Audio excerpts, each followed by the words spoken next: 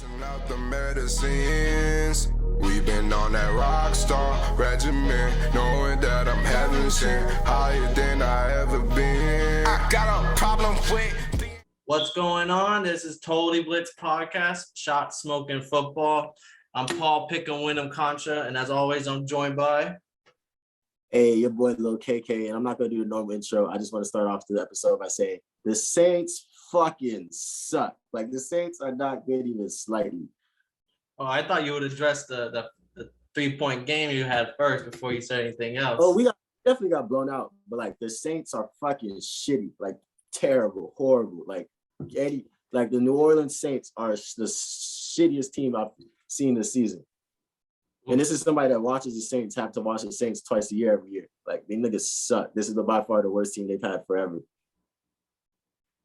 Now he got that off his chest. What do you want to start with today? Did you want to take your shot for the Browns game, or did you want to go into the boring block? Saints versus the Titans. What do you want to talk Saints for the Titans? What do you want to talk? Yeah, the niggas fucking suck. Like, the Saints are straight up horrible. And I'm saying this because I didn't notice it. Like, usually I'd be thinking like, the Saints are just like I don't like the Saints. That's cool. But like, I had to listen to like, after we busted Saints this week, nobody said nothing to me about nothing. Like, I talking shit in the group chat and I was like, damn, these niggas some bitches. But then I found out these niggas are some super bitches at Jerry124.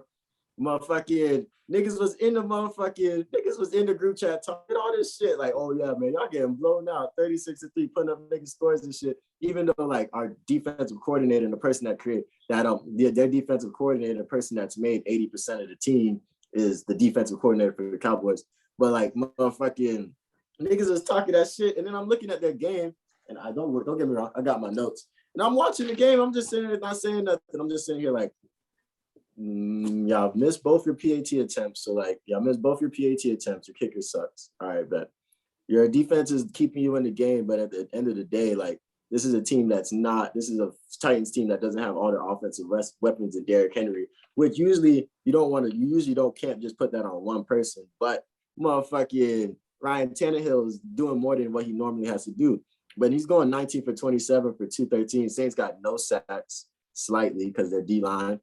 Boop, boop. I don't even know how many sacks they got against the Falcons last week, but the Steelers, thanks, boom. They missed both their PATs. Niggas stuck. They got stopped on the 2-point conversion. If you make your PATs, you don't have to get a 2-point conversion to tie that shit. And then motherfucking the Titans D line is on point. Like, the Saints O line ain't shit. Like, they got 4 sacks on them boys. But don't get me wrong, Jeffrey Simmons is actually 3rd in the NFL in sacks. And he's nice. Harold Landry is 8th, and he's number 1 in the last like 5 games or something like that. So they got some strong D linemen and stuff like that. But the Saints just genuinely suck. And like, if you're a Saints fan, your team fucking sucks. And if you're somebody that only talks when your team wins, you suck. I'm gonna say, when I was watching the game, the Saints, I don't know if it was there. I think it's both of them. Harris, I don't know his first name. It's not Damon, because that's the Patriots running back. But then him and Marquise Callaway, both of these wideouts, they fucking dropped the ball. I don't know how many times. And I'm not going to say there was at least 2 that it was wide open. Like, it would have been one of those 60-yarder touchdown. Maybe there's a 60-yard catch. But it was in his hands right through the arms. And as a backup quarterback, Trevor Seaman still threw for 300. But, like, those are the type of throws that are real momentum changers. And if they can't catch those on the open, you already got your backup quarterback. He's doing the best that he can. Not even backup, but like, yeah, backup. Because I would say 3rd string behind Taysom Hill, but you're not even using Taysom Hill. You're using him. So I guess he is the backup. But yeah, going forward, you wouldn't even be like I said. You wouldn't be in that situation if your special teams can make those easy PATs. This isn't the only team that's missing PAT. Cough, cough. The Packers. They need to fix it. Don't miss PATs. That's the one thing. Young at it. But with those, but on that final going for 2, this is just discipline, because y'all scored what would have been a tying drive if you get the 2-point conversion with a minute left. Maybe go to OT. Who knows what happens? But you get a false start. You go back 5 yards, and you get another false. You get. Like, I felt like I watched 4 or 5 penalties, but when looking back, it was only 2 penalties, I believe, back to back. Then pushes you back to like the 10, 12-yard line. at that point, I knew they weren't getting the goal. They weren't making that a 2-point conversion. They miss it. Titans kneel ball, game over. So what I'm hearing, so for my summary for the game is that all the pieces that played for the way they played last week, all those pieces of the Saints suck. And not only the receivers suck, and motherfucking the coaching staff's discipline, the way that discipline that goes in, especially late in the game, sucks. So the Saints played a shitty game, and that's what happens. It's the National Football League. But I'm saying that them niggas suck because, like, besides for me as somebody that watches NFC South, like, their boys have not played a single game that's been impressive yet. Like, their defense keeps them in games and their defense saves them. But at the end of the day, Sean Payton is a chess player, but the Saints suck. Well, jumping out of that game, do you want to hit this boring block? Because it's pretty big compared to other weeks. Oh, for sure. Let's get right, man. I'm going to knock out this one real quick. We had the Browns, because this one you always shot for us. The Browns got stomped on by Bill Belichick and Mac Jones, 45-7. I mean, if last week was Baker's, like, coming out game, like, he couldn't feel it, like he was feeling good, Odell's gone maybe. This week was him coming back to earth game that he fucking sucks. Like, he threw, I mean, they score a touchdown, and then he throws an interception within his own 20, and then the Patriots come back and score another touchdown, and it had a little stat came up. The first 2 touchdowns were scored within 40 seconds of each other, which is absolutely not, like, that's just demoralizing for a defense. Like, so Browns, Baker being there, I'm not sure how many picks he thrown. He didn't throw many because he got hurt before he could do any more damage to that team. But as soon as Case Keenum came out, he looked like the better quarterback. I'm not gonna lie, the offense moved a little bit better. They scored a point, but fucking Browns. If you want to say the Saints stink, then I'm gonna say the Browns stink, and they're the Saints of their division. Where they had done nothing to me personally that's really impressed me to the point where I see what other people see in them. The Browns definitely. I'm not a big Browns fan. I don't root for that jersey, but I will say that they definitely had a couple games where they've done it. That game against the Chargers, a shootout, that was kind of cool. So they've had time. The game against the Broncos, that was good. I think the game against the Vikings, that was good. So they've showed times where it's like, okay, you probably have the best roster in the league, dead eyes, like all around. You just paid 2 linemen, I believe. Yeah, they have a great team. They just don't execute. You don't know if that's coaching. You don't know if that's certain players in certain spots. You just know that it wasn't Odell's fault. Yeah, you can't blame him no more. That's how I look at the Browns. Like, I got to go grab my stock in the freezer because I bet on the boys. Knowing I shouldn't have, but I did. And then but like at the end of the day, the Browns might not make the playoffs. And it's like kind of interesting to think that because like this is a lot of people's Super Bowl picks. Yeah, I think a lot of people thought a little bit too high on the Browns, especially since they just got to the playoffs last year. They're not like some true tested vet of the playoffs. I thought it was crazy when I was hearing all that shit over the summer because I was looking at this shit and I was like, the Browns is eating like that? And then when they was just giving up, saying the roster and every team position grades and shit, I was like, damn, the Browns is nice. But it's execution at the end of the day, especially in the National Football League. Yeah, and then another blowout, I think this was the second biggest. Oh, no, this is one more bigger blowout. But this one is close to the biggest blowout. We had the Bills 45 going into the Jet Stadium, beating them 17. I mean, everyone called it. Bills, they were going to bounce back this week to beat up on the Jets, the little baby of the division. If you ever have any problems on your season, don't worry. You get to play the Jets twice. Take out all your frustrations.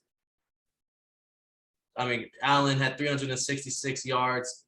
And the second, I mean, Singletary scored a touchdown. Zach Moss scored a touchdown. Matt Breida, the third string running back, scored 2 touchdowns. It was just like, who wants a touchdown today? It's a hot sale. So.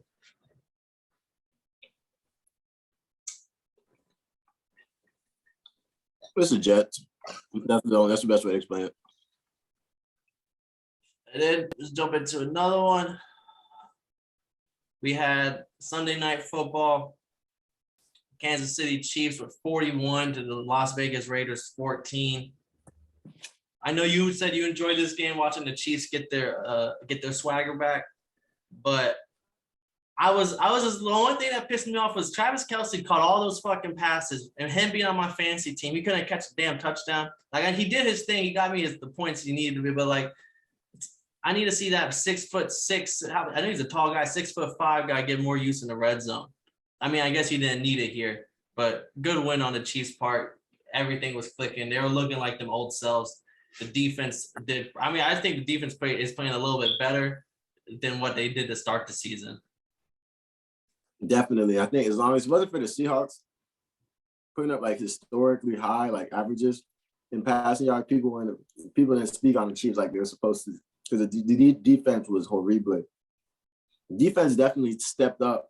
It outplayed the Raiders defense, which is interesting because like it looked like the Raiders just took the week off. Like every team was showing promise. Every team was showing that these deep zones, making Patrick Mahomes run to the left, run to the right, is going to be the key to your win. But nah, they let that boy get in a rhythm. I see there's highlights. You check the highlights. You see Pat Mahomes climbing up the pocket. And like, there's one thing you don't want to do in the world. And that's let Pat Mahomes, and I think it was Moving the Sticks podcast, they said this. You don't want to let Pat Mahomes get shoulder width with the fucking line of scrimmage. Like Pat Mahomes should not be looking dead eyes with a line of scrimmage. You want to shrink the field. You want him running back to the right, to the left. You want to shrink the field.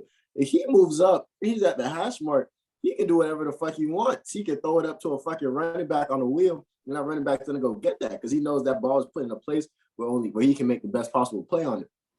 And that's what they were doing all game. Like they were killing that defense. Pat Mahomes threw 4 touchdowns, play actions, I believe. And like it's crazy. Like them boys were doing their things, they were showing up. And like usually if you see this, 35 completions on 50 attempts, 406 yards and 5 touchdowns, and 0 interceptions, 0 fumbles and shit, 0 sacks. Shout out to O-line. You think that's a normal Chiefs game, but it's just like this is not the season that's been happening. Like the Raiders did not need to let that happen, but they took the week off. And the Chiefs are now from worst to first in the AFC West, which is interesting. Yeah, and that whole no sacks thing was a very big deal. Max Crosby's been killing it on the year for the Raiders defensive line. And they were showing these looks of like Kelce does blocking him so the tackle don't have to block him, but block him for only like 2 seconds before and then takes off for his route. But those 2 seconds gave that left or right tackle, wherever side he was lining up on, all the time in the world to get up, set his feet, realize who he could block. Okay, I don't need to block him because Crosby's going to be here in a half a second. And like it really showed. And low key, the 49ers did something similar to that on Monday night with George Kittle on Von Miller. And go ahead. Oh. But what's the call? I fucked with that because Max Crosby looked so frustrated that entire game. Like in the game, he looked genuinely frustrated. And it's just normal for him. He's a real energetic, real enthusiastic player all the time. So you can tell that like it was just a bad day all around for the Raiders. Like a lot was going on internally. Yeah, I want to see that because one thing about Kelce is he's just not known for blocking a lot, but that's just because he's so dangerous in the field. And I just want to see if they're going to use him like that going ahead whenever they see teams like the Bucs, teams that are known for having a strong pass rush. And that'd be just something good, cool to see going further if he develops that into his game. That's what they need. That's their weakness. But look at this crazy shit. So there's just another blowout. I'm gonna let you speak more on it. I'm just gonna introduce it. You knew this was coming. Yeah, the Cowboys dropped 43 in Jerry World, holding the Falcons to 3. Second strings came in. When did the second strings come in? Because I wasn't watching. No starters played the fourth quarter. They started. Okay, I just remember because I switched back. I was looking to see if Zeke scored more points in fantasy. And they had already pulled Zeke and Dak, and then I didn't know. And same with the Falcons, or Caldwell Patterson ended up with an ankle sprain or something. But he also on my fantasy team, he got hurt, which I think he's gonna be out for a week or 2 going forward, which is big. Damn, I didn't even know that you had a Dolphins barn. That's kind of fire. But that's actually really fire. But you just got that? No, Jasmine got this for me a few years ago for anniversary or birthday gift. And I wanted to bring it out when we won, and it took so long. I never got to bring it out. I forgot to bring it out last week. Then I had to clean it, and now it looks like a brand new ball after I cleaned it. Say less. I respect it. So what's it called? Hey, at least there's one happy fan this week.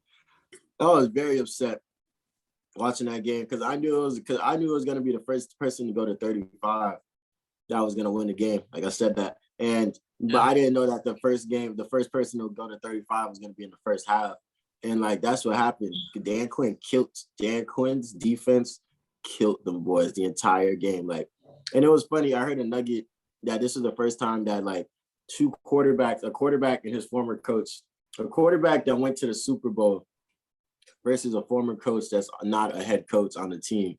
Like that was like the first time that's happened or something like that, which was interesting. But they killed about Matt Ryan and Dan Quinn, right?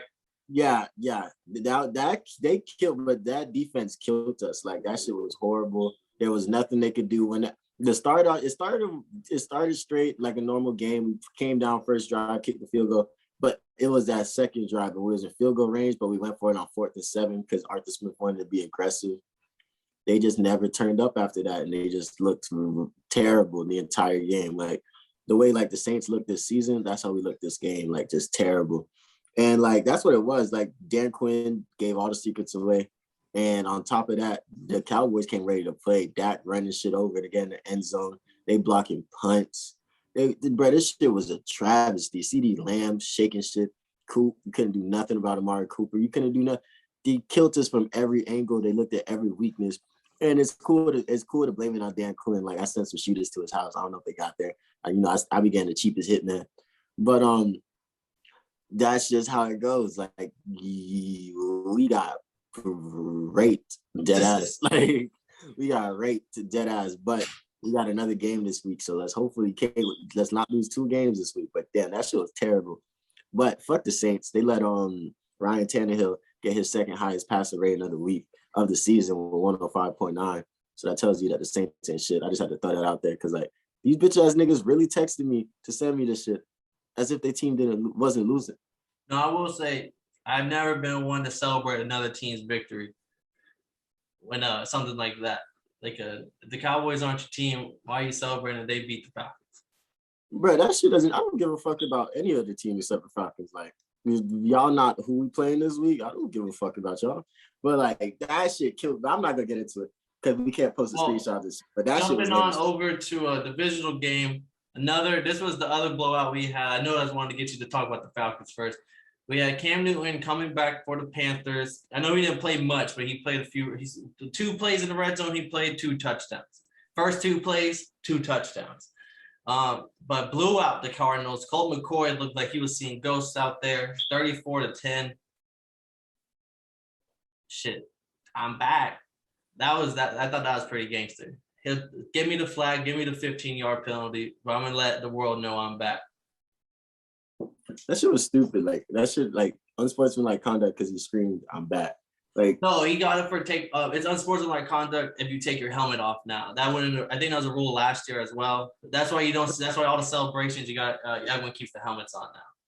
That's gazy as fuck. But nah, that shit was worth it. I bet you they'd rather that than nothing because like they get to post that shit everywhere all week and they get free motherfucking fresh free promotion right there. But like just let's see Cam Newton in the fucking that shit was nostalgic. I'm not gonna lie to you. I enjoyed seeing Cam Newton in the Panthers jersey again. At number 1, it felt you got the boys' dreads is long now. Like that shit was nostalgic. That shit was good to see. I didn't watch the game. I was like really upset about the Falcons and the Cowboys. So like I was really just watching that shit. But I was shocked that the Wildcat worked so well. Not the Wildcat because he's a quarterback, but like I was shocked that they was able to really go in there and make that work because he scored the same way he's always scored. That quarterback power, like took that bitch on the outside. And it wasn't even a great blocking scheme. Like they didn't block great on that, but he still got in there because he's a freak. He's a freak of nature. He's been sitting at the house way too long. And then that second, when they faked the power zero and he threw a dart. Like he had to throw a dart and they put on that out route. That shit was nasty. I wish we was motherfucking NFL and I could pull up. I wish we was inside the NBA. I could pull up the board, show y'all boys what happened. Like they said, yo, you gonna come here, you're gonna do your bread and butter. Like, and that's what you said. They said if they want to work and make this Cam Newton thing happen, they gotta motherfucking let Cam be Cam, and that's what it looks like they're about to do. They say that he's gonna get most of the first team reps. He's not being sold exactly on the starter, but it looks like he's getting to that point, and And it's just good to see them boys back in Carolina. I'm not gonna lie to you. Like, I actually like seeing that boy again. Hey, XFL legend, what's his name? PJ Walker. He's not bad, but I mean, he didn't look great. But Cam Newton did his thing. I like how they did the whole thing of we're gonna teach you like 5 plays, Cam, 10 plays, and we're gonna run the bitches in the red zone. And these are his normal plays. They was like, "Yo, Cam, we're bringing back this and this, and like if we see them, we're gonna take it." And so leaving the rest of the game to Walker, who probably has all the reps with the first team already, and just have some sort of chemistry. But Christian McCaffrey stole the show. I mean, he led the team rush yards, receiving yards. One of Cam's touchdown came from I thought he had the touchdown, but his knee was down on like the 1 yard line. Cam Newton's return was so big that no one's really talking about the Christian McCaffrey return, which kind of was the whole offense. DJ Moore had 4 catches for 40 yards. Robbie Anderson looked a lot better with Cam Newton in the game than with Sam Darnold in the game. But it was his biggest play was that nice little 1 yard touchdown that Cam threw that dart on. So Christian McCaffrey seems to be what this team's going to run through. And it's scary because this man is known for not lasting long. Like, is he going to get hurt again? Because I know he's about to come back earlier this year and dropped again. So he's got to keep that man healthy. He's like a fucking robot. Like, he genuinely looks animated when he plays. Like, I love watching Christian McCaffrey play. Like, I'm glad to see him on the field. I didn't hear any news about him coming back. Like, that was a big thing. I didn't know he was playing until they snapped the ball, and I was like, "Yo, is that my white boy?" Who's he started running. He saw 2 people on his back. You're like, hold on now. I was looking at I was looking at the way I wasn't paying. It was like red zone too. Like, I was paying attention. I just looked over and I seen the Panthers playing. And I just seen him snap the ball real quick. I looked over back to the TV, and then I doubled back. Like, wait a minute, hold up. The only one person moved like that on the Panthers. I looked back and I was like, oh shit, they done let my white boy out the infirmary, dog. My dog just jumped. But no, I like seeing Christian McCaffrey play. They just got to figure out like his load management. Like, that should be a real thing for him. And then they got to figure it out. And like, if you're gonna go in there thinking like he's gonna be your reason, he's just gonna hop on his back to the playoffs, it's not looking good for y'all. But if y'all figure something out and y'all can make it work and just longevity, let him play the whole season healthy, he's gonna be dangerous. But how the fuck did the Cardinals get blown out though? I didn't understand that. The defense, they were getting stops, creating pressure. Let me see right now. I know Colt McCoy, there's plenty of times where the camera would shoot over to him and he was getting frustrated. But going into halftime, they had nothing. It was 23-0 at halftime, and it's kind of hard to get pumped up about, we're gonna win this game when you don't have Kyler Murray and you don't have DeAndre Hopkins, and the other team is just playing like with so much more energy. I look at Colt McCoy, 100 yards, 11 for 20, an interception, 2 sacks. They even had a backup quarterback come in at one point. They were getting blown out. Mm-hmm. I respect that. That was a straight game. But I do want to, before we forget, because we passed by the Bills so fast, I wanted to shout out that boy, damn Stephon Diggs, boy. Oh, you seen that nigga? Bro, that individual went crazy. 106. What did he get? 162. 162 with 13 targets, 8 receptions, and a touchdown. That boy was killing them. They didn't have a single answer for him. Don't get me wrong, he led the whole league of receivers this week with the most yardage. And that's a pretty big deal because Justin Jefferson went crazy. But Devontae Smith had a pretty good game. He didn't get too many yards, but he scored some touchdowns. But motherfucking that boy looks good this week, and that's what we want from them boys. Like, if that offense can turn up at the right time, it might be crushing some tables this Super Bowl when it comes Super Bowl time. Speaking of getting your offense turned on and fixing some shit, we had the Buccaneers blowing at Washington 19-29. Before we say anything, boy, I was wrong. I'm gonna admit that. I was trying to build a story in which this was the game Brady got his MVP, basically. So I'm gonna own that on the chins. I was wrong about that. He got shitted on and early. He definitely had a chance. He definitely had a chance to get that in there. But I think it was just good scheming from the good defense by the Redskins, but great scheming too, because like the Bucs defense played almost 40 minutes. They was on the field for 39 minutes, gave up 320 yards, 94 rushing yards. The Bucs don't give up 90 rushing yards to nobody. Like motherfucking the defense, they figured something out. They got 5. The defense got 5 sacks. Don't get me wrong, but like they figured out a way to keep that defense on the field. Like, and that's what you got to do. It's looking like because they got a lot of older players on that team. They have the number one. They're the number one team. I don't know if they're the oldest team, but they're the number one team with players over 30 or some shit like that. And then like you got to manage them boys differently. You're gonna come into games where you're missing 3 receivers, and that showed. That genuinely showed.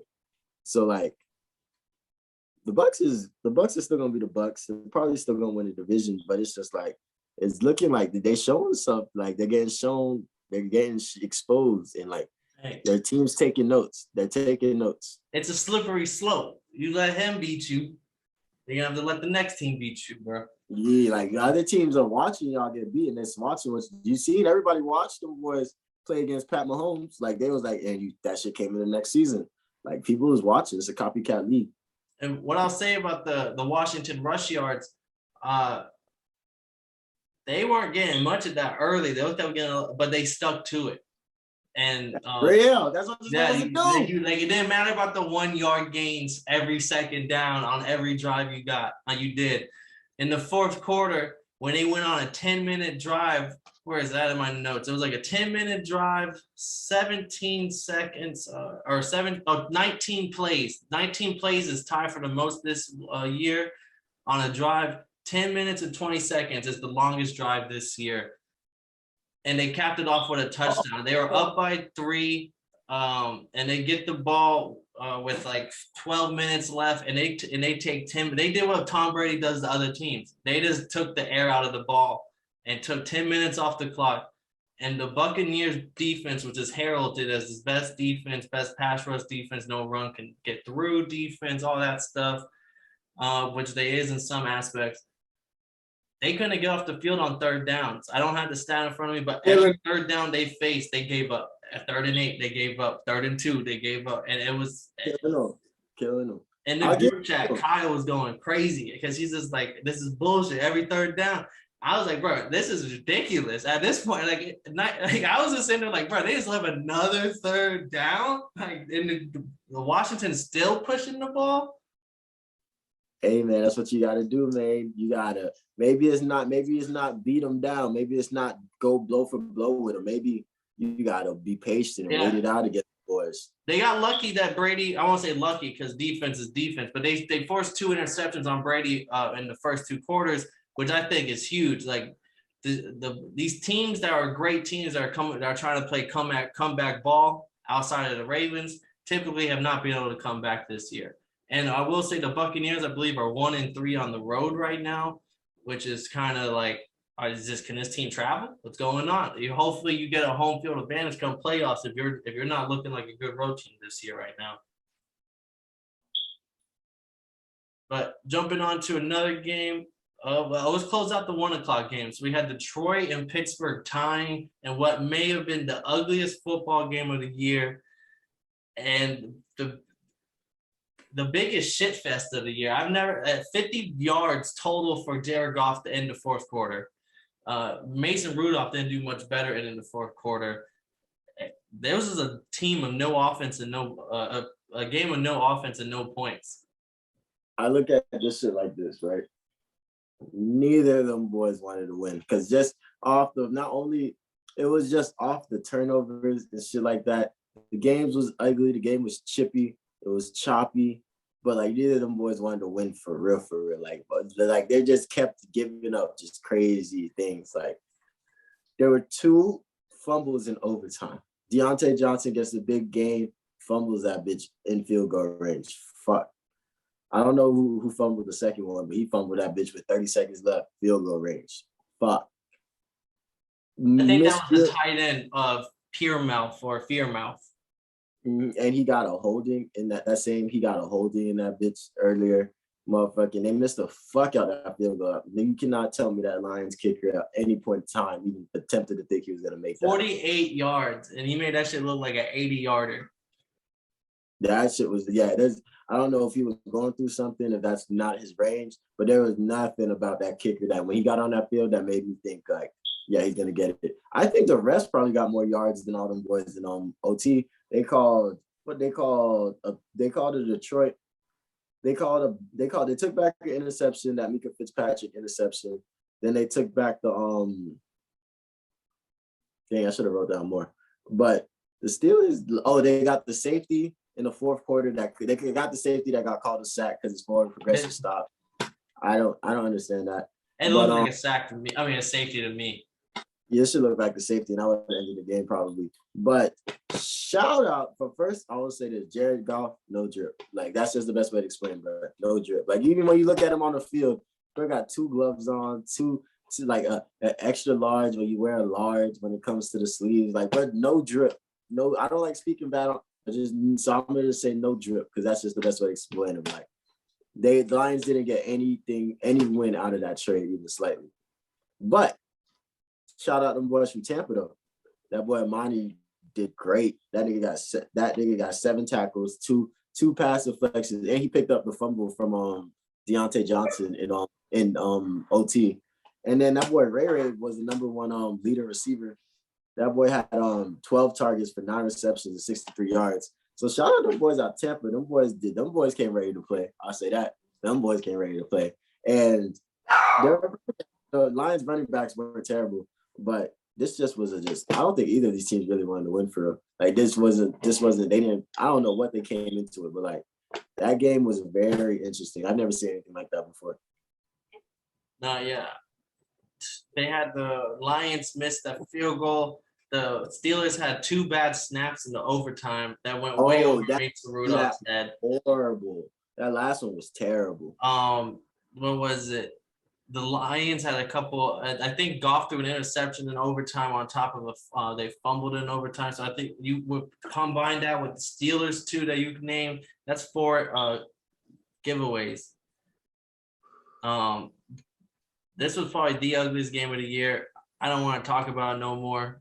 Other than the fact that I give it to the Lions. You didn't. You won't. You in the first 0-17 season, you will not go 0-17. Congratulations. Nah, them boys is trending towards that win. They're getting closer.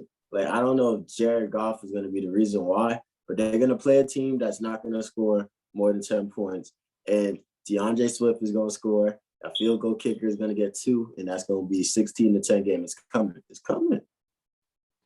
I mean, Goff is that 54 yards, my man, in the fourth quarter. I mean, I think he ended the game with 100 yards, which isn't much better. 114, no drip. Game which had a lot of I won't say a lot of drip, but it was pretty exciting. The Vikings upsetting the Chargers in LA. I mean, that was the way they played. I don't even know if you could call that shit an upset. The only people that should be upset is the motherfucking Charger fans that actually showed up to that game. Hey, Kirk Cousins went in there and did his thing. He's trying to earn his Captain Kirk name back. I don't know. I look at this shit. Kirk Cousins is not my favorite quarterback. Like that's literally in my notes. Kirk Cousins is not my favorite. He's not a bad quarterback. He's just not a quarterback that I would pay money to be my quarterback. Like, and that's just me. Like that's just me. Like maybe I'm just not a Kirk Cousins fan. Like, but like I'm not. That's not my favorite quarterback. He just looked sloppy. That fumble in the beginning. It wasn't your fault. Like the defender came, but it was just like, the fuck, Kirk. Like I don't know. He just didn't look great. I feel like his receivers made him look a lot better. Thielen did good. Justin Jefferson was unfucking stoppable. 143 yards with 9 receptions, 11 targets, but couldn't throw my man's a touchdown. It'd be like that sometimes. Cool. But Kirk Cousins was overthrowing shit. Like I'm not a big Kirk Cousins fan. Like I'm not gonna lie to you. That's how I looked at that game. Like they won definitely. The Chargers. I think the Vikings defense kind of just outplayed the Chargers. That Eric Kendricks interception was an athletic. That man is a fucking athlete because he did the same thing against the Ravens, I believe. I could be tripping though, but he's an athlete. Joey Bosa definitely forced the fumble, but like they were doing things that you're just not supposed to do. Like, and it was competitive. The game was like, always competitive, not at one point. 0-0 first quarter, 13-10 first half. But like Vikings, that first punt return, 50 yards, got the boys in a good position. But Kirk Cousins couldn't do nothing with that shit. Joey Bosa forced the fumble on his ass. But like, I'm just not a big Kirk Cousins fan. I think if there's a reason why they're 500, that would be the one time I actually blame everything on the quarterback. Well, I'm gonna ask a question. Would you, if you had, if it was free agency, these are the only two quarterbacks left, and you have no quarterback, and you have an extra $30 million, are you giving the $30 million to Kirk, or are you giving the $30 million to Baker? Why the fuck would I give them niggas $30 million? Like, that's what Baker's looking at going into his contract year. But that's what I'm saying. Would you rather have Kirk or I'll pay Baker? I'll pay him. Don't get me wrong. I'm just not gonna pay him a lot. Like, I wouldn't be surprised if he chose somebody else over us, because like I'm not gonna pay you a bag. Like, I'm gonna go, like, I really would rather invest that into an O-line and some running backs. I'm not gonna lie to you. Well, if you had all the money in the world, who are you taking, Baker or Kirk? Well, Kirk definitely, but like that's what I'm saying. That's why I didn't say Kirk Cousins sucks. I didn't say Kirk Cousins stinks. I didn't say he's not my favorite quarterback. Like, I genuinely would not want to pay him money to be my quarterback. Like, if I would have tried to make a trade or something before we did. I would have signed Cam. Nah, I'm capping. Motherfucker. I don't know. Cam came for some. No, but I feel you though, because that's what I be saying. Like, when you watch Kirk Cousins play, sometimes you're like, okay, this is I see he's pretty good, and in other places it's just like, what the fuck are you doing? Like I'm not liking it. That's just the best way for you know. If you were to come up to me, he'd be like, you like that? I'm like, not really. Not really. It was cool, but not really. Not really. Can you do it again next week? Like, I don't know. Well, going to another game where it was kind of like, like it was going one way, and it kind of went like, we had the Colts 23, Jaguars 17. This was a good game. I like some good. You know, I love me some good divisional play. That shit was good. It was at 17-0 at one point in the first quarter. Jonathan Taylor was at 100 yards in the first quarter, on pace of 400 yards. And I don't know if they took the gas off the brake. Urban Meyer made some adjustments, but the Colts kind of stalled down. The Jags just kept chipping away and slowly came back, going for 2 in the fourth quarter, getting it. Now it's a one-possession game. It was close. Like, Urban Meyer, they said, I heard a quote from Urban Meyer this week. He said, we don't go on the field to score field goals. We want touchdowns. And like, I think that's what they tried to do. They tried to be a little more aggressive. They tried to take some more shots. But there's just a lot of things that just made this just a divisionalized game. Like, Jonathan Taylor started off the game with a 34-yard run immediately. His longest run today to play number 1. Cool. These motherfuckers got a punt block for a touchdown, and that was motherfucking, that turned the game to 10-0 immediately. You score again, and that fucking Jonathan Taylor touchdown, the first one, that was some grown man shit, like on the goal line. He's over here, you got 4 or 5 defenders on your ass, and then you just real quick before anybody could hit that bitch. Like, that was some grown man. That was some real, my feet don't stop. I stand up. I stand for what I believe in type shit. Like, that was scary. Like, that boy Jonathan Taylor came ready to play.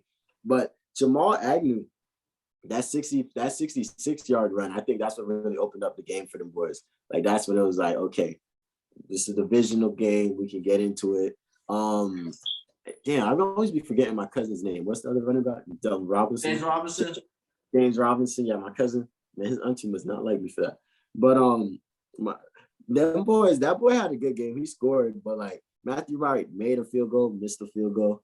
50s. He made a 56-yarder, which looked great. I like some good field goal kicks, like a great looking field goal kick. That shit was on point. But he missed a 51-yarder. This was just like a genuine lit ass fucking game. Like, it was 17-6 at the end of the first quarter.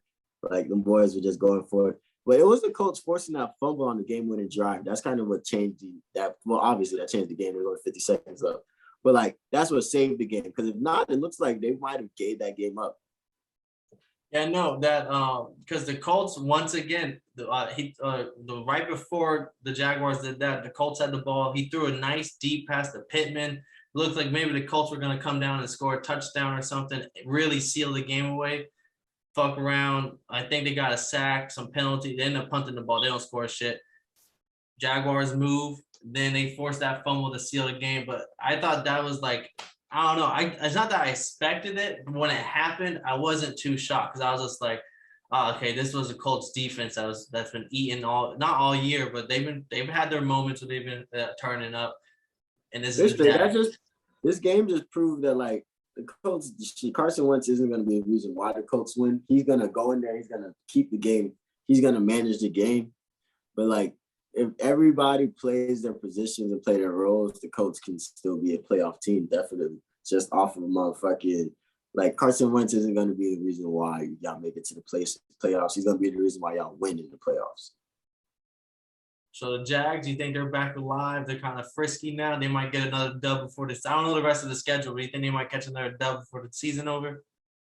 I mean, it's potential. But like they're just figuring stuff out. You don't even want to say they're building. They're just genuinely figuring stuff out. I like this loss for Trevor Lawrence because like that's something you gotta learn.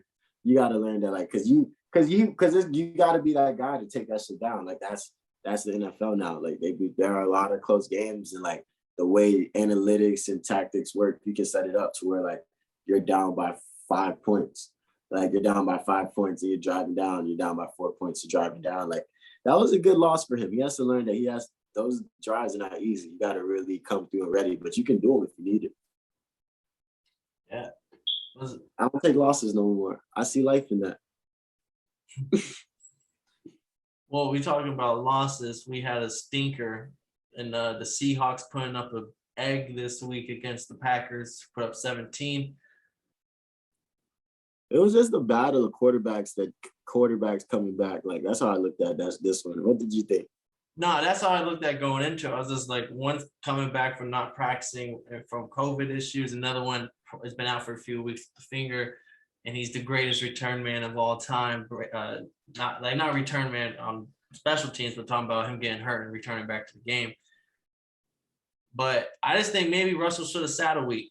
Maybe he was. They didn't look too clean on offense. I know it was a rainy day there and kind of snowy mixed in with the rain in Lambeau. But I mean, I'll just give it to the Packers defense. Not many times do you see just 0 points in the NFL, and against a team with DK Metcalf, Tyler Lockett. Lockett didn't do anything until closer to the end. A lot of his plays got called back on some. I won't say bullshit, but it was some penalties early. Nothing crazy, but he had a few catches that called back early on some bullshit. But Aaron Rodgers, 292 yards. A.J. Dillon was the one. I just want to know, is A.J. Dillon to be the new running back going forward, or is Aaron Jones? Aaron Jones is a beast. Like, I don't know. I don't think you can just – I think they just got a nice setup the way they got it going on. Sometimes A.J. Dillon – Is it just feed the hot hand? Yeah, I think that's what it should be. Like, it's just they be eating like they call different plays for each other. Like, it's not like they call the exact same play styles for both of them. So like sometimes one just has a better matchup against the other defense. Like the other defense just doesn't come ready for one. I just think it's interesting that Aaron Jones hasn't really had. He had a 4 touchdown game this year, I think, but he hasn't had like consistently crazy games. Like I remember there were points in time like he was saving a lot of people's fantasy teams. So like I think that's interesting because with the emergence of AJ Dillon doing what he's doing, but like I think it's just like they just could keep doing what they're doing because that's eating. Like nobody said nothing in those games. Tony Pollard had more than Zeke. It was just like okay, both of the boys is eating. No, I agree. I think it's still Aaron Jones. I just think it's gonna be situational because AJ Dillon's more like a power back, whereas Aaron Jones is, I won't say speed back, but he can make the cuts and he's catching. He can make catches in the open field. He brings a little bit more to the offense, whereas AJ Dillon, he takes that hole. He might take 4 people with him. No, he's interesting, not definitely, but Aaron Jones is still a strong big man. I don't know. I like Aaron Jones a little bit more, but AJ Dillon, I feel like they're just both starting running backs. Like they could start anywhere except Tennessee. So like, well, they can start at Tennessee right now, but so like I think that's what it is. Like I feel like we're not used to seeing stuff like that. Like Kareem Hunt and Nick Chubb, like good running backs like that to being on the same team together. That's not normal. Like Darren Sproles and LaDainian Tomlinson, like was the only time I can remember that. Or like when the right fight, or when the Giants used to have like Brandon Jacobs and Ahmad Bradshaw. But like I've never seen like two running backs that play so well together. Yeah, for like you said, both are running back ones, but just happen to be in the same locker room with one another. Like I feel like they don't have a second string over there. It's like 1.1 and 1.1, like 1 and 1.2. For real, thing one, thing two. Yeah, like what? Damn, that could be the nickname. Thing one and thing two. Add it again. Yeah, that'd be kind of hard. But what did you see in this game?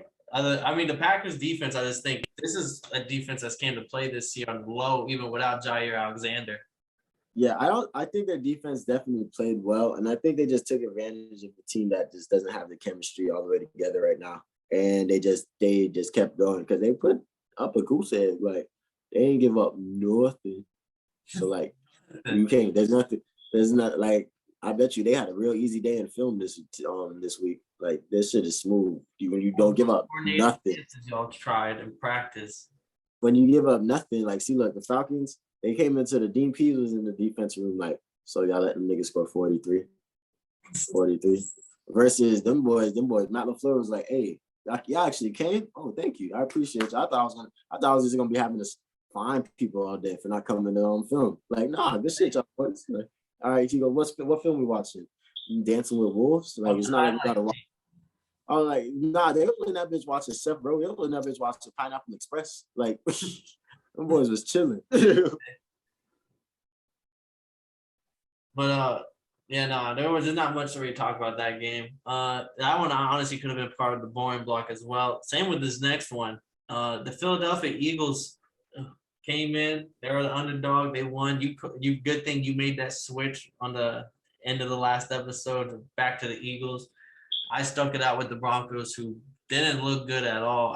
Don't look at the fucking box score with Bridgewater's 226 and outgained them boys, whatever. Not like Eagles came to play. Their offense came in efficient early, scored easy points. Defense played well. This Broncos team, they just might just stink. I think this was an interesting game. I actually enjoyed watching the film on this game. So look, I don't usually you don't really enjoy watching the film on people, but like this was a good game because they showed why they lost. Like this was a real like open book, and you just had to watch the game to understand. First off, why the fuck were there so many punt blocks this week? First off, the Falcons got a punt blocked. Who else got the punt blocked? Was it the Saints? The Colts got a punt block. The Colts got the punt block, and then motherfucking them boys got a punt block, I believe. Oh no, they got a field goal block. So they were really blocking shit this week. So at the end of the day, the Eagles made plays, and I think that was the difference in the beginning of the game. Like the Eagles just made a lot of great plays throughout the game. They got a field goal block. They got Darius Slay got the fumble, took it back 82 yards. Devontae Smith, that first touchdown was insane. Like that shit was fucking crazy. Like his timeout. Steph just dropped 9 threes for 37 points against the fucking Nets. God damn, the Warriors on the tear. But back to Devontae Smith. That first touchdown was insane. Like that's my cousin right there. Like we do that at the barbecue. Like motherfucking that shit was nasty. This boy had they didn't even check to see if his second floor. They had to check if his butt touched the floor. Like that's how crazy that shit was. Just to come down with that one, that was crazy. Motherfucking. So that's what it was. And Jalen Hurts did what he was supposed to do. They pressured him, but he got out of there. He found the holes in the zone, and that's what he does. But the Broncos D played a lot of man, and their corners played really, really, really, really, really back. And I didn't understand that because like you should be worried about the run because these boys ran for more than like 100. Like all day, the boys ran for like over 175, I believe. So like, and they've been doing that the last 2 games. So like, the D was really back, and they were scared of like letting something go over the top. And I'm just sitting here like, they're kind of killing y'all from like within 15. So I don't know if why y'all doing that, but it was interesting. This was a fun game to watch the film on. Shout out Pat Surtain for getting that pick. That shit was clean. Like I was watching that bitch. I was like, "Ooh, this shit, boy." And Teddy Bridgewater was, I think, the killer in this game. Though, like, I think he overthrew everything, like everything, like go look at all his incompletions and his pick. He overthrew everything and threw no touchdowns. Like they had a chance to score a touchdown to keep the game close to Patrick, and Patrick he missed. His left foot was out of bounds by this, but at the end of the day, could you argue that was an overthrow too? But that boy overthrew a lot of shit. There was even like at the end, he was calling somebody to come back into the play so they could score one more garbage time touchdown, and overthrew him. Like he was just had a lot of pep in his fucking arm. I don't know if that boy worked out really hard, but he overthrew a lot of shit. His timing wasn't there for real. There was an open ass deep on the street, overthrew the fuck out of him by at least 20 yards. I was like, damn, you overthrowing the streaks? Like, you got lucky, no safety help, one-on-one, burnt him, but you overthrew him by a mile. Yeah, the Broncos couldn't stay on the field. They 1 for 11 on their third down conversions, and they punted on 9 of them, I believe, 10 of them. Only went for it when the game was out of reach in the fourth quarter. This is like at Brock Osweiler, Trevor Senior back. That's what I'm trying to take check down, because there was a few plays where it would be like a 3rd and 9, and he would throw like a 4-yard route with the like an end route with the corner right on him, knowing that if he catches this, he's going straight to the ground. And if you're selling for that early, I can understand. But then towards the end, I was just like, bro, is this about stats? Or like, bro, they try to give your team a chance to win right now. And the other thing I had an issue with was I wouldn't say issue, but it was 20-13 in the third quarter after McManus's second field goal, I believe. And I never thought, I can't remember the Spurs playing basketball back in the day. It didn't look like the Broncos were ever really going to win the game. It looked like the Eagles were in control. But at 20-13, you at least can, you can at least rally. You can talk to your team like, bro, we need one stop. We're in this game. And then Darius Slay gets the fumble recovery in the end zone. And now it's 20. And don't get me wrong, that fumble was interesting, because if they had got that fumble, because they would have converted. If he didn't fumble it, they would have got the 4th and 1.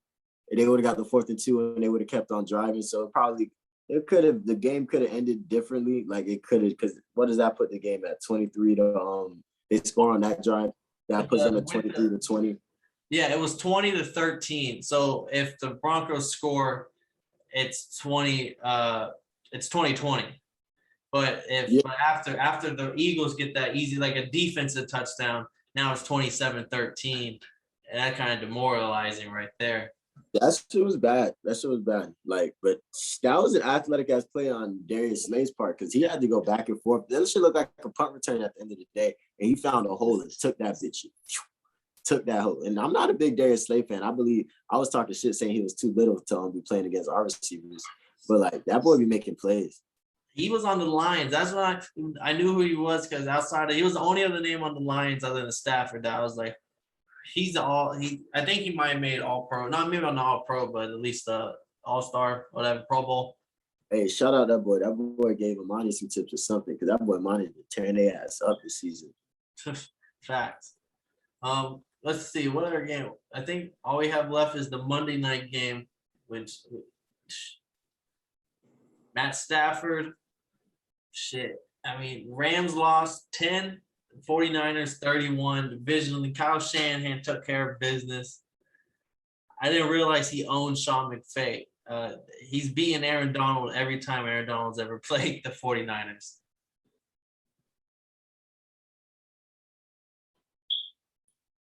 This was Odell to me all game. This is all I saw for Odell all game. Every time they showed, I don't know if it was because it was the cameras or anything, but they just spent so much time showing Odell on the sidelines like this. And then the memes are horrible, because I'm watching the game and I'm just looking, I'm like, that's definitely gonna be me. Next thing you know, I see that bitch probably less than 15 minutes later after the game talking about some, damn bro. So I thought you said you was better than Baker. It was a bad game for Matthew Stafford. He threw another pick 6. Did I even do notes on this game? No, I don't think so. Them niggas got beat that bad. That's crazy. Yeah, it was a bad game for Matthew Stafford. He threw another pick 6. It was tough. It was a long day for them boys. Jimmy G, I mean, He looked great. Efficient. He Great. was like an efficient assassin out there. 15 of 19. It was like, but it was all run after catches. Like he would attack the middle. Deebo Samuel would take that bitch for 40 yards. He even ran. They had one touchdown. It was really aggressive, like really, really aggressive. Kyle Shanahan, it was like 4th and 8, and it looked like they were gonna just going out there to get the boys to jump off sides. Yeah, in the fourth quarter, get them boys to jump off sides. I remember this because I had the Manning cast going on. I'm eating, I'm getting some food, and I'm like, oh yeah, they're stupid. They're just gonna get the replay. So I'm making my food and shit. All I hear is Peyton Manning go, "What the fuck?" And then Eli Manning starts clapping. Like that was an aggressive ass call, and that really spoke on the entire game because like they were just really aggressive all game.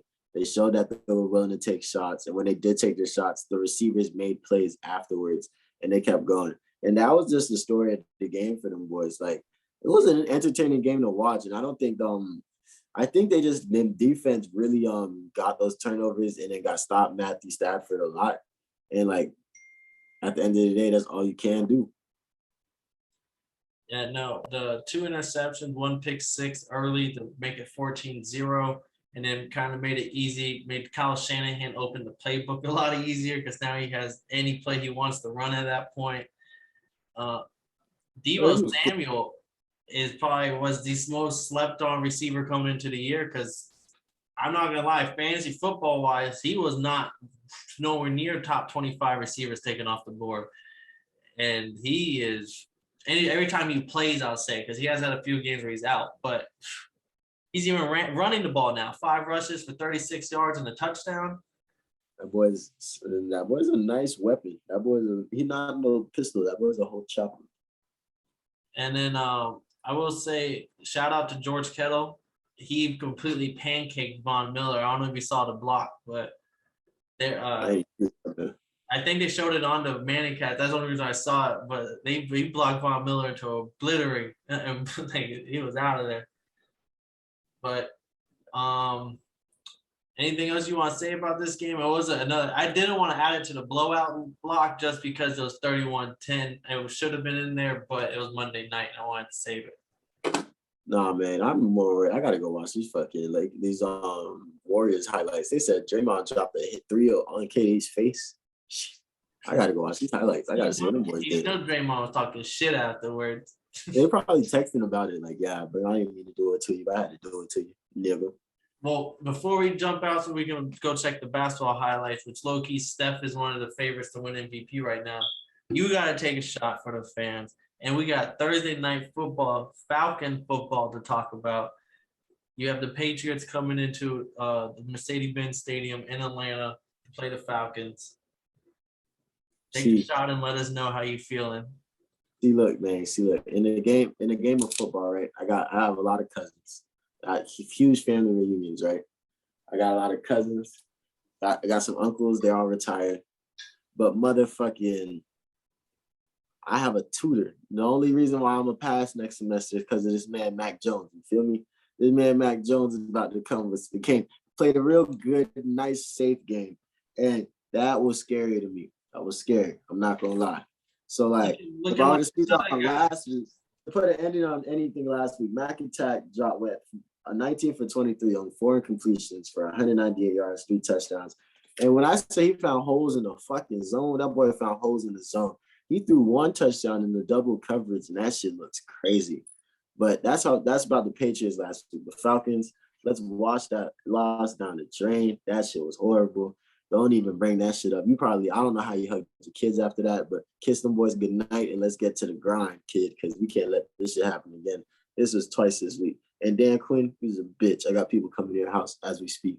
But them niggas, I only paid them niggas $4 each. So I don't know if they're gonna get the job done for real. But fuck Dan Quinn. That man gave away all the secrets. He probably told them boys what time Matt Ryan gonna sleep at night. That shit was bad. Bro, that shit. It was long Sunday. That's all I can say. Good thing I got my Thursday game. Hey, I will let you know, Kev, bro. Thursday's been pretty kind to me. Maybe Thursday can be kind to you, bro. Everyone knows you have a short week this week, and your short-term memory is the best thing about the NFL. It's not about what you did last week. It's about what you're doing this week. Nah, I think it's gonna be a good game. Bill Belichick's really good at scheming against the Falcons. He's never anytime we played, I don't think I've ever seen him beat them boys ever. Like, not even trying to be funny. Like, so he's really good at scheming against us. So we'll see. It's gonna be a good game, and like I just want to see like what are they gonna do because they know that the secondary is weaker and the secondary likes to give up big plays late in the game. So I want to see like, are you gonna wait to the end to take your shots? Or are you gonna take shots, or is this gonna be the game that instead of going check down, and running the ball, which they've been doing really well over the last 2 or 3 games, but motherfucking, it's gonna be a good game. I'm gonna go talk some shit. I'm gonna go talk some shit to one of the bad bitches on my snap. She's a Patriots fan, but motherfucking, I'm hoping that we wash that game down the toilet and we come ready to play and we come scheming. But we'll see what happens. Yeah, no, the Patriots were 1-4 at one point. Now they're 5-4. They've been trending up. 5-1 in the last 5 games, and it's because their running game's been stepping up like crazy. Their defense is only giving up this last game. They have Ramon Stevenson, the rookie, come in, rush for 100 yards, 2 touchdowns. Definitely. So their running game is there. Mac Jones is managing the game very well. He's showing that he's the best. I think he has more wins than all the rookie quarterbacks combined. And then motherfucking, and their defense is only giving up like 12 and a half points per game over those 6 games. So like they're trending upwards and they're playing all the positions really, really fucking well. Really fucking well. And that's the key to the Patriots. You play your position well, the system's gonna do the rest for you. It's like just like the triangle in basketball. Like as long as y'all boys run that shit, it's gonna do the work for you. That's the Patriot way. That's why people will say like when you go play for the Patriots, it's like a machine there. They have a band that says "Do your job," and I was watching the shop and motherfucking Kevin Hart said he's been in a motherfucking everywhere. Like he's been in all hella locker rooms, talk that shit and all that stuff. But when he had to go to the Patriots locker room, he said he walked in, it was silent. Nobody was talking. He said he wanted to break the ice. He goes, "Oh, hey, what's up, Bill?" So Bill looked at him, kept it moving. And that's what they did. He's like, "Oh, these motherfuckers are serious." And that's what it looks like, that team. If that team's buying into that team buys into that shit, remember, this is going to be their worst season. Like, if this team buys into that shit, they'll make a strong playoff run. I don't know. They'll be looking at divisional rounds and they might get a dub in that bit. We might see them boys in the AFC Championship again. And it's going to be like, what the fuck? These guys are back already. We just got rid of y'all. Mac does have the most yards out of all the rookies, more than Trevor Lawrence. I know Zach Wilson's hurt, but more touchdowns than all the rookies. He's like the only one to have like more than 3 good games. No, facts. And he's trending upwards. Like he's getting better in these last 2 games. But and they're getting dubs. I will say I like the Falcons at home this year, low key, but I mean, Calvin Ridley's no longer there. I think Caldwell Patterson will be out for y'all. Yeah, that boy's hurt right now. We've been using him a little too much. We gotta let him get some days off. Mike Davis, I'm not the biggest fan of Mike Davis this year, but I do like him. I thought he was gonna do better than he has. Hopefully, this is maybe he's like, hey, bro, don't forget about me. Like y'all been using this man too much. Maybe he has a good game, but I want to go with the underdog here just because the underdog paid out last week when I had the Dolphins against the Ravens. But give me the Patriots. I didn't know that they usually beat y'all like that. I didn't know that they usually have a good scheme for y'all. So hearing that from a fan, I'm gonna have to go. They be busting our ass, but you know what team I'm rocking with. Them dirty birds. You know how we coming, man. I'm watching the fuck out this game. But hey, man, we'll see what happens. Like it's gonna be a good game. We gotta step up and let's not take 2 L's this week. Let's get a dub this week. Let's wash that game down the toilet. Like I don't even care. No, I want us to win. I really want to win. But it's the NFL. Those shits are easy to come by. But like motherfucking, I just want a great game and I want to bounce back because that shit was terrible. Like that was embarrassing. That shit was painful.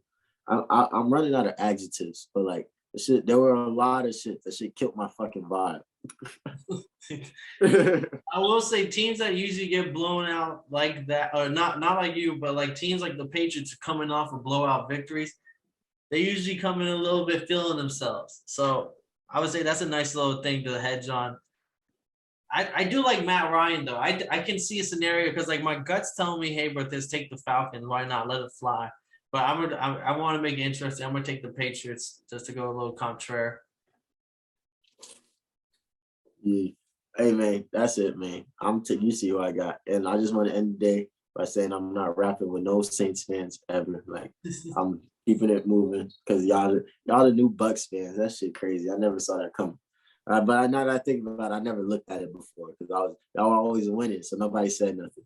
But nah, fuck the Saints fans. I hope the Saints do well. Like, but fuck the Saints fans. Like them niggas from New Orleans. Them niggas that never been to New Orleans but be Saints fans anyway. At Jerry Will 24.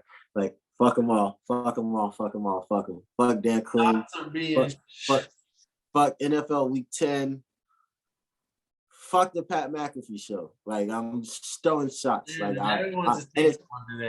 it's not even because I have any dislike towards the niggas. I just haven't watched Aaron Rodgers Tuesday yet, so I'm kind of edgy right now. I ain't really feeling like myself. Don't give this man a ball. He needs to smoke it.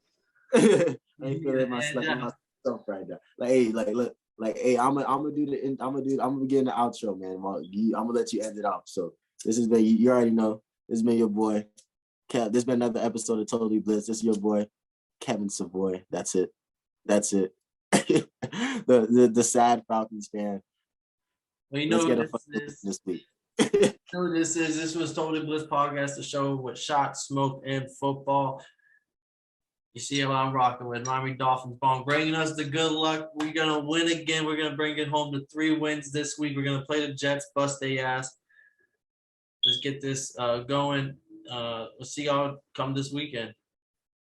This is Totally Blitz podcast. Problem with being problematic. Get the light beam on me, ready for electrostatic. Don't you step into this box if you're not batting. Then my gang got tools. You can call them boy crap, man. This gang got rules, man. You better watch your passes. This ain't